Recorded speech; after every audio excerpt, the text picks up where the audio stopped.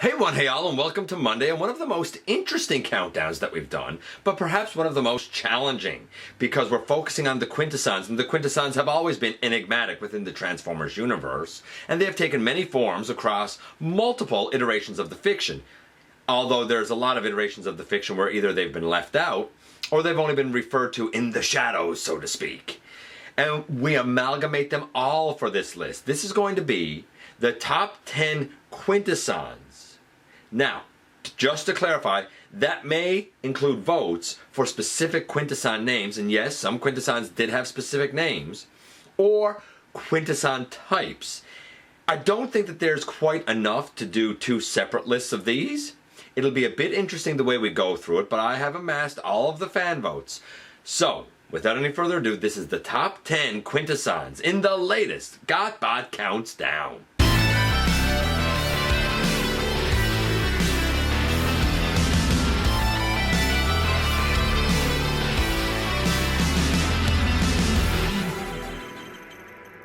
Hey one, hey all, welcome back to the channel. I'm your host, your most humble of hosts, Dennis Moulton, aka GotBot. As always, man, please like, comment, share. Of course, subscribe, and while you're at it, light 'em up, baby. Hit that notification bell, please. It helps me out a ton, and it lets you know when content of all sorts goes up here on the channel. Check out Machinery of Man, The Everything Factor, all the groups that I'm either a mod or an admin for, as well as all of my social media links. All that in the description down below. Also in the description down below, and if you're in a position to help the channel to grow, you can use the donate link. You can check us out on Patreon. You can see what we have to offer to you through Spring, or of course hit the join button right here on YouTube and become a channel member. As I said, this one will be a little bit difficult. We will delve into a fair amount of the lore for the Quintessons, and some of the entries on the list will be specific characters, while some refer to kind of a general group that is either a type of Quintesson or an ally to the Quintessons. You'll see what I mean as we go through. But before we can get to the list, we have to do our honorable mentions first. And our honorable mentions include the Energon-Terracons that were, pardon me clearing my throat, that were indeed allies of Alpha Q, or minions, so to speak, of Alpha Q. Wheelie had some votes, although, to be fair, the only reason Wheelie has any association with the Quintessons is because he crash-landed on Quintessa. That's where the Dinobots found him. So not really an ally. But there was a vote, and I found it, a little bit strange. The Scuzoids. Yeah, they kind of, do dirty work for hire, dirty deeds, right? And they'll do it for a pretty low price, really. They are the kind of one of the main reasons that the Quintesson forces were able to begin their plans in the 5 Faces of Darkness. I think the Scuzoids set off the bombs or something at the game, something like that. The last night, Nemesis Prime, an ally technically of Quintessa. Quintessa is, of course, a Quintesson. An unwilling, a brainwashed ally, maybe, but nevertheless, he does count. And the Quintesson Scientist. I thought the Scientist was going to get more votes, but he didn't. None of those made the list. They are all great options. They all had some votes. None of those made the list. You know who did? Well, you're going to see in just a moment, because we're going to do what we always do and kick things off with number 10, Burst. So yes, indeed, while we do have a few great honorable mentions, the Scuzoids, the Scientists, the last night Nemesis Prime, and the Terracons, for example, this is where things start to get nitty-gritty with a somewhat simple iteration of a character, a somewhat simple ally of the Quintessons, the ever-trusty bailiff. Yes, and there's not really much to say here. The bailiffs are kind of souped-up versions of alicons, really. They have these big spear things, I suppose. But really, their whole job is to be a bailiff, to have order in the Quintesson court. Rarely do they do combat, but when called upon, they can be ferocious and very dangerous.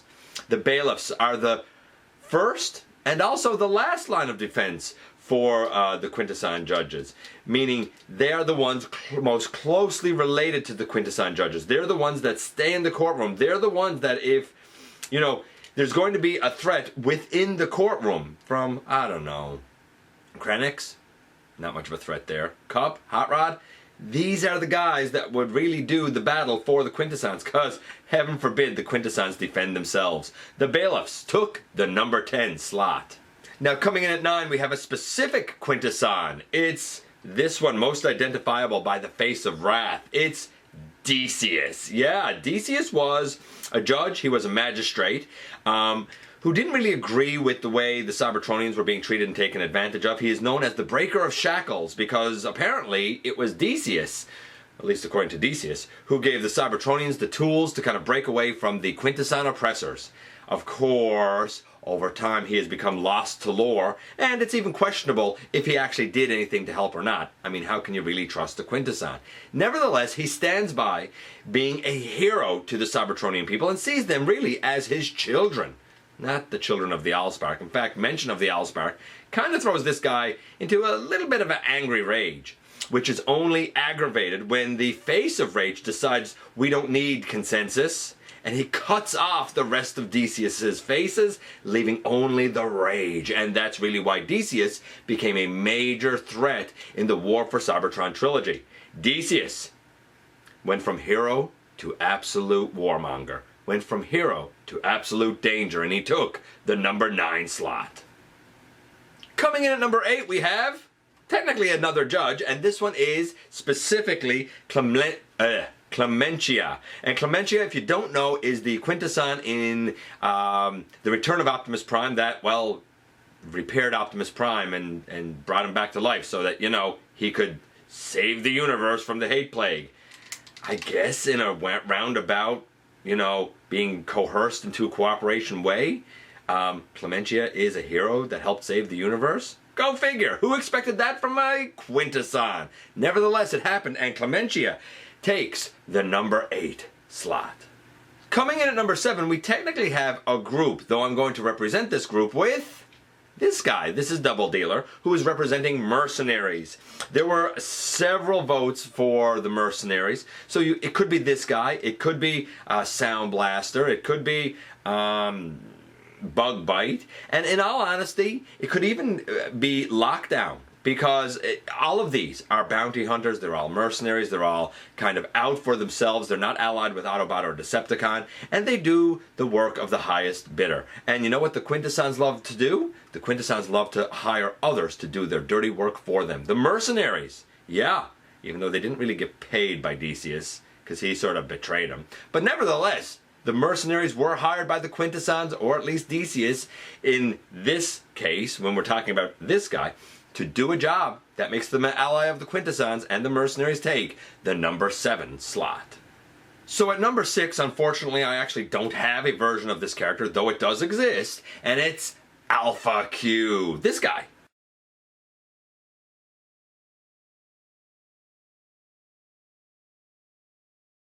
Yeah, Alpha Q. So originally Alpha Q was represented as having 3 faces. He was kind of solitary.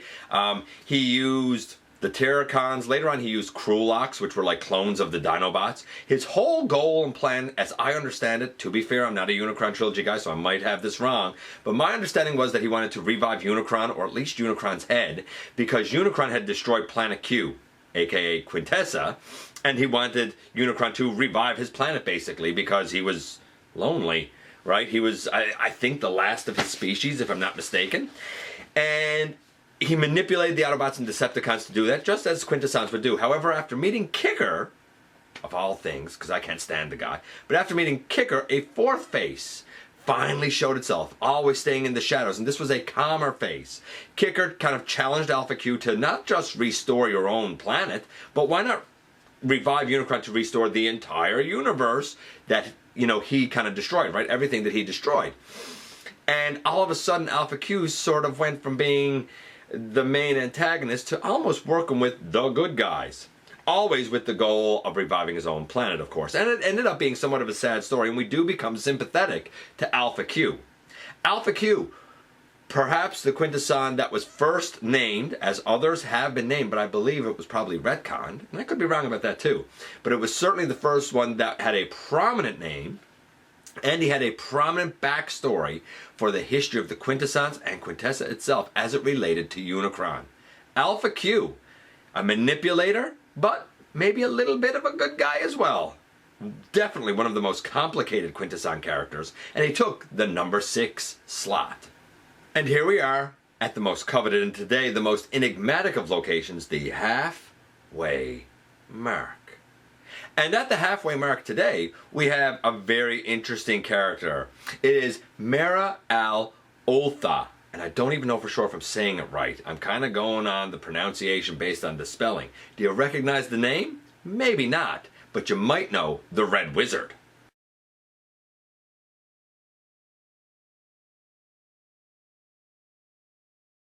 That's right, the Red Wizard from Madman's Paradise. He really presides over the realm known as, and I want to make sure I'm saying this right as well because it's one of those weird ones, Menonia. And it's unclear if Menonia is like an alternate dimension or if it's above Cybertron or if it's its own world. It's kind of strange, but it's its own realm and its technology is kind of equivalent to the Middle Ages of Earth. So it's kind of back in the time of knights and kings and wizards, right? However, this particular Quintesson is able to take on many forms. He's also a bit of a shapeshifter because he uses sorcery and he uses magic arts and he's deceitful and he's a liar, as Quintessons are. So imagine taking all of those things and mixing them with magic. The minions that serve him are wooden robots, and his most loyal minion is a gargoyle that is named Groyle. So there you go. He's a very weird, enigmatic character. The Red Wizard, Mera al Oltha. Yeah, he took, very dangerously I might add, the number 5 slot. Now coming in at number 4, again I apologize, I do not have a version of this character, though one exists that came out with a 5-pack, and it's this character.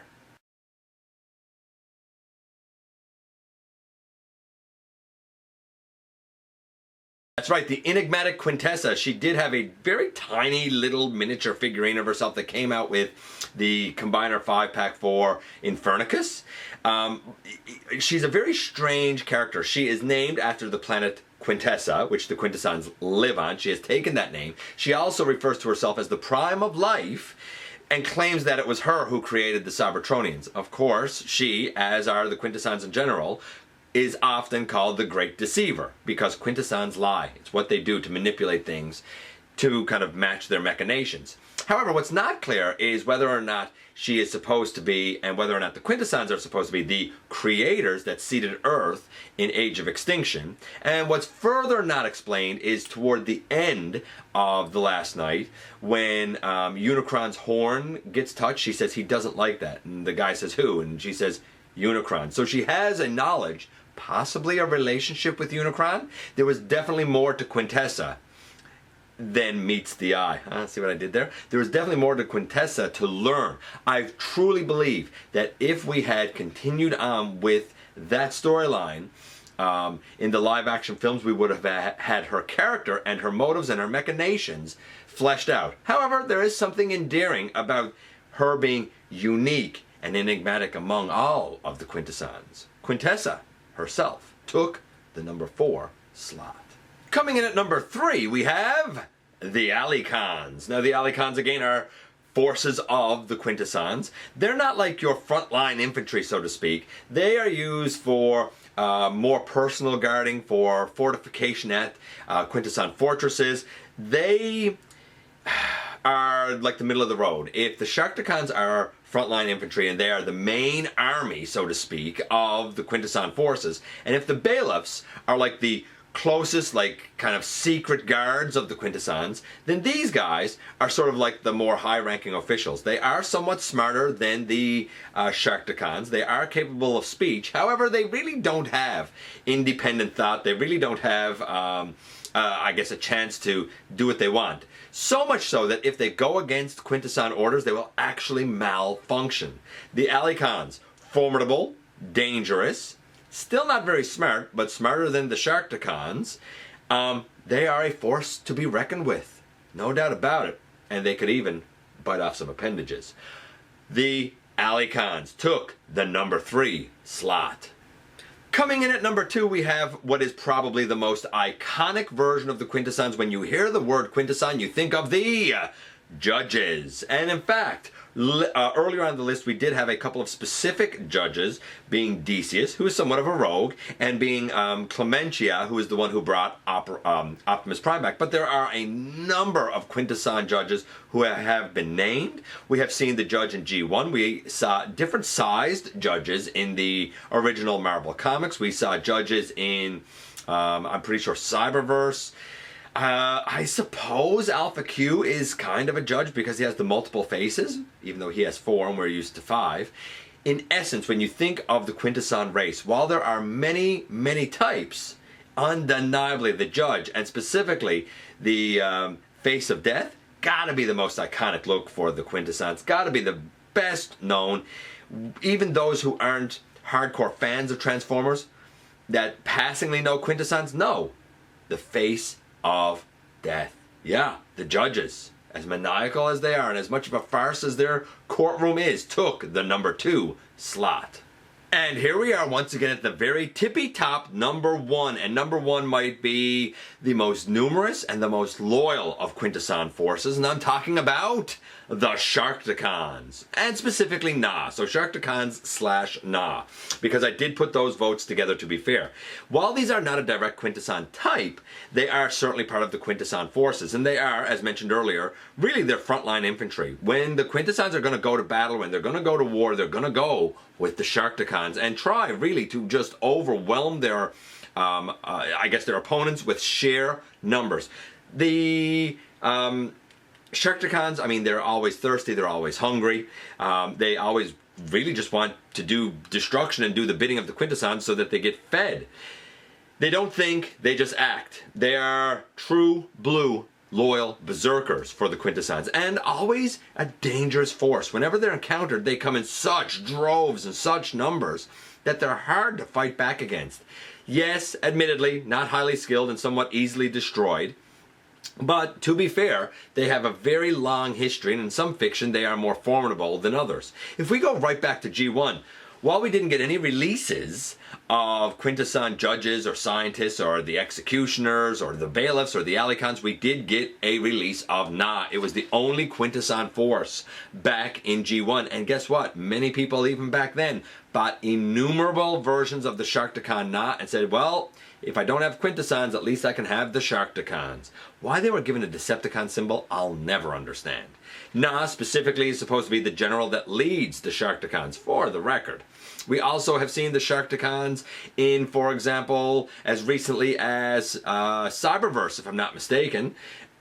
And they had a release, pardon me, they had a release there as well. I have to believe, had the live action universe continued with Quintessa, I'm willing to bet that eventually we would have seen Sharkticons under her command as well.